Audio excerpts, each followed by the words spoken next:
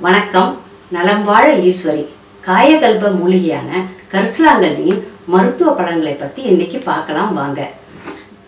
மனிதனுக்கு நீண்ட ஆயுளையும் ஆரோக்கியத்தையும் அள்ளித்தரும் காமதேனு தான் கற்ப மூலிகை. உடலை நோய் அணுகாதபடி காத்து என்றும் இளமையுடனும் புத்துணர்வுடனும் வாழ வைக்கும் மூலிகைகளே கற்ப மூலிகைகள்.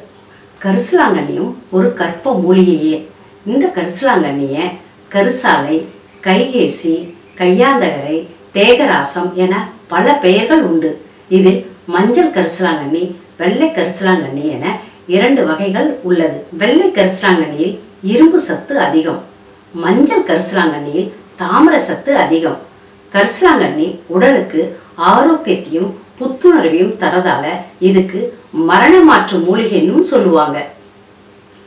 1000 வருஷங்களுக்கு முன்னாடி பல்லவர் காலத்துல கரிசலாங்கண்ணி பயிரிட மக்கள் அரசிடம் அனுமதி வாங்கி வந்துள்ளனர்.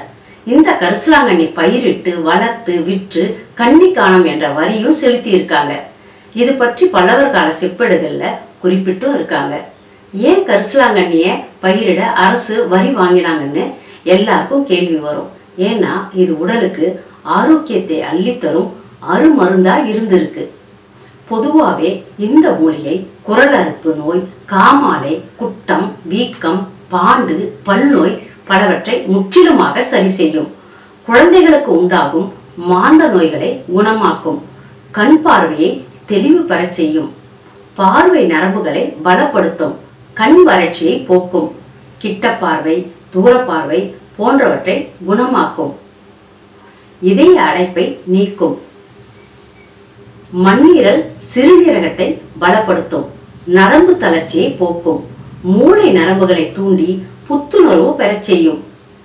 உடலின் நோய் எதிர்ப்பாற்றலை முடுக்கிவிடும். புற்று செல்களுக்கு எதிரியாக செயல்படும் நுண்கூறுகளை கொண்டிருக்கிறது. கல்லீரல் செல்களுக்கு புத்துயிர் அளித்து கல்லீரலின் பாதுகாவலனாக செயல்படும் முக்கிய மூலிகை கரிசாலை.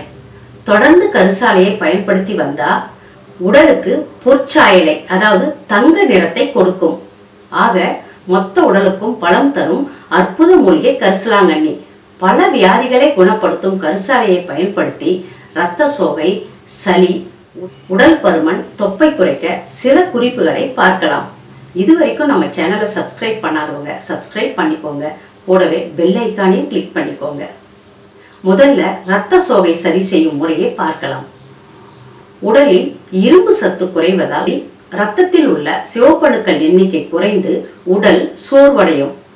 இரத்த சோகை மனிதர்களை ஆட்டி படைக்கும் மிக மோசமான நோயாகும். இரத்த சோகை இருக்கிறவங்களுக்கு மற்ற நோய்களும் மிகவும் சாதாரணமா வர வாய்ப்புகள் அதிகம். இரத்த சோகை உள்ளவர்கள் கரிசலாங்கண்ணியை நிழலில் உலர்த்தி பொடி செய்து காலை மாலை 2 வேளையும் 1 டீஸ்பூன் அளவு எடுத்து அதோட தேன் கலந்து சாப்பிட்டு வந்தா உடலுக்கு தேவையான இரும்பு சத்து கிடைக்கும்.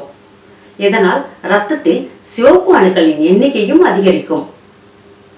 இரத்த சோகை நீங்கும். அடுத்து சளி பிரச்சனைக்கான தீர்வு பார்க்கலாம். ஆஸ்துமா, இருமல், இரைப்பண்ணு, எப்பவும் தீராத சளி பாதிப்பு இருந்தா கரிசலாங்கண்ணி பொடியுடன் திப்பிலி சூரணம் சம அளவு கலந்து வச்சுக்கிட்டு தினமும் ஒருவேளை 1 டீஸ்பூன் தேனோடு 1 மண்டலம் எடுக்க சுவாச காச நோய்கள் தீர்வதுடன் சுவாசம் சம்பந்தப்பட்ட அனைத்து நோய்களும் தீரும். உடல் எடை, தொப்பை குறைய தினமும் கரிசலாங்கண்ணி, தும்பை, கீழாநெல்லி சேர்த்து கஷாயம் செய்து குடிக்க உடலில் உள்ள தேவையற்ற கொழுப்புகள் கரைக்கப்பட்டு தொப்பை குறையும். கரிசலாங்கண்ணி, தும்பை, கீழாநெல்லி 3மே நாட்டு மருந்து கடைகளில் கிடைக்கும்.